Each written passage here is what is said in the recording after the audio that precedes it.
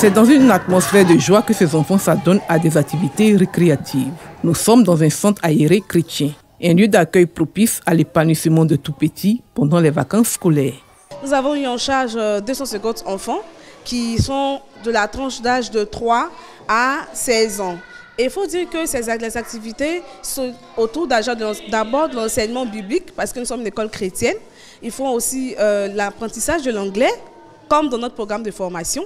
Ils font également la natation, comme également notre programme de formation. Ils font l'informatique.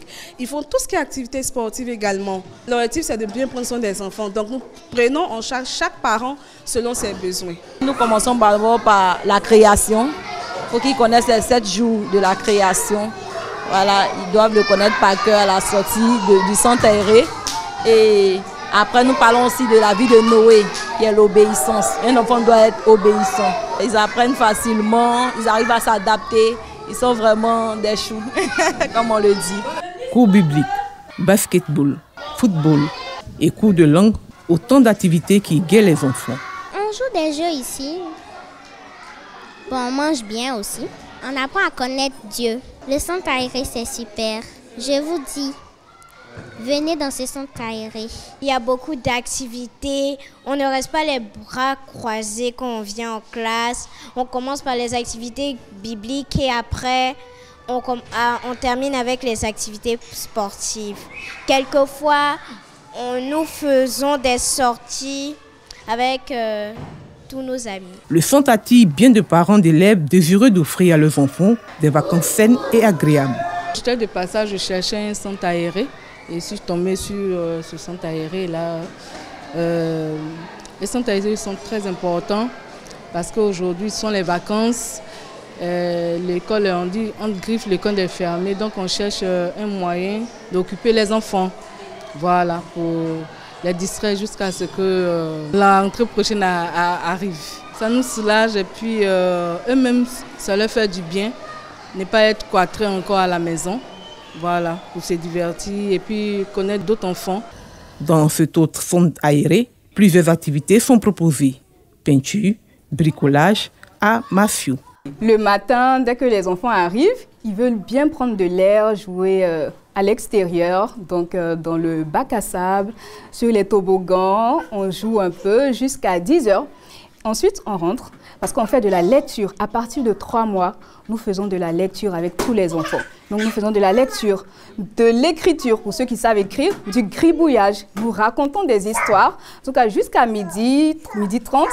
Ensuite, nous allons à la cantine. Tout le monde mange, tout le monde est rassasié. Ensuite, on va au dodo. Les soirs, généralement, nous avons des ateliers de peinture, comme vous le voyez maintenant, aujourd'hui. Nous avons des ateliers d'art oratoire pour les enfants. Nous leur apprenons à bien s'exprimer. Nous avons également des ateliers de pâtisserie. Nous avons des ateliers de cuisine. Nous faisons toutes sortes de petites activités comme ça afin de développer toutes les compétences des enfants. Je n'ai pas l'impression de travailler un seul jour. On ne s'ennuie jamais avec les enfants. Le karaté, dans l'évolution de l'enfant, ça apprend quand même à savoir utiliser le corps. Et si vous remarquez très bien, tous les mouvements que nous faisons ont un impact sur l'enfant. C'est-à-dire qu'en ce qui concerne l'équilibre de la santé d'abord, et puis il arrive aussi à canaliser cette énergie que détiennent tous ces enfants. On a des enfants par contre qui sont super actifs, beaucoup agités, et il y a certains enfants qui sont beaucoup influencés. Donc on essaie de trouver le juste milieu à travers le karaté, à travers les mouvements que nous faisons, pour que l'enfant puisse trouver un équilibre social et avoir une meilleure orientation dans la vie.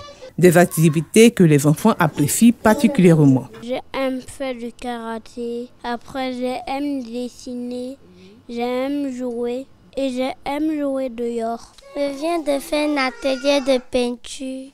J'ai dessiné une maison parce que je voulais dessiner une maison. Je suis contente d'être ici. Le programme établi pour les vacanciers est si riche et dense que les enfants y trouvent leur compte à la grande satisfaction des parents.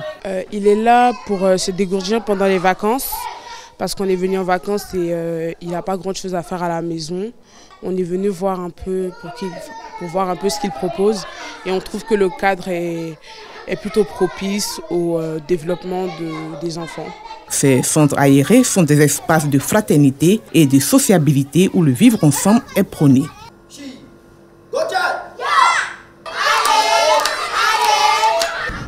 Ghislain Koulibaly, sociologue et spécialiste du genre, met en avant leur utilité. C'est utile pour ces enfants parce que lorsque ces enfants se retrouvent dans ces centres aérés, on travaille leur autonomie. Et donc ces enfants qui, s'ils étaient restés à la maison, allaient être soit devant la télé, allaient être en train de jouer aux jeux vidéo, il y a des risques de surpoids, il y a des risques d'obésité.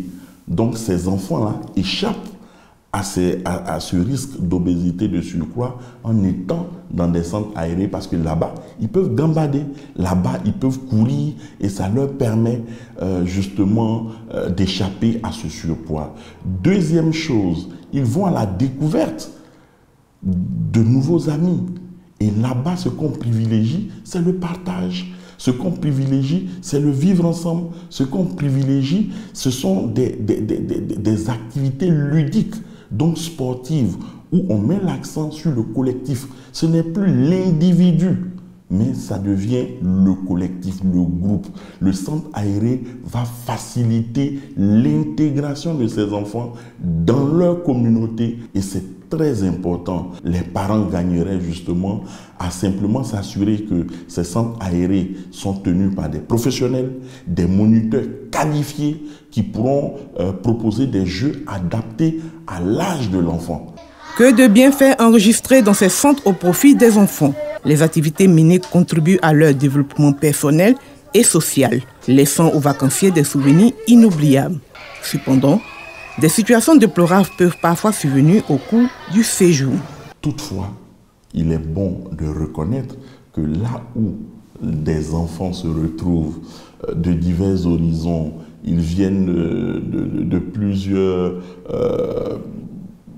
profils, il peut se retrouver avec justement des cas de violence basée sur le genre. Les plus grands peuvent exercer peut-être des cas de violence physique, donc coups et blessures sur certains enfants. Lorsqu'on vous parle d'activité ludique, il peut y avoir des cas d'accident.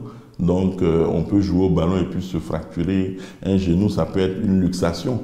Donc c'est des petites situations qui pourraient arriver, mais rien de bien grave. L'inscription dans ces centres aérés coûte en moyenne aux parents des vacanciers entre 100 et 150 000 francs CFA par mois. Mais comment rendre ces lieux d'accueil plus accessibles à tous, permettant à un plus grand nombre d'enfants de bénéficier de leurs programmes enrichissants? Pour leur essor, il est essentiel de créer davantage de centres aérés et de les promouvoir efficacement. Les enfants pourront ainsi, à la fin de l'année scolaire, s'occuper sainement, joindre l'utile à l'agréable pendant les vacances.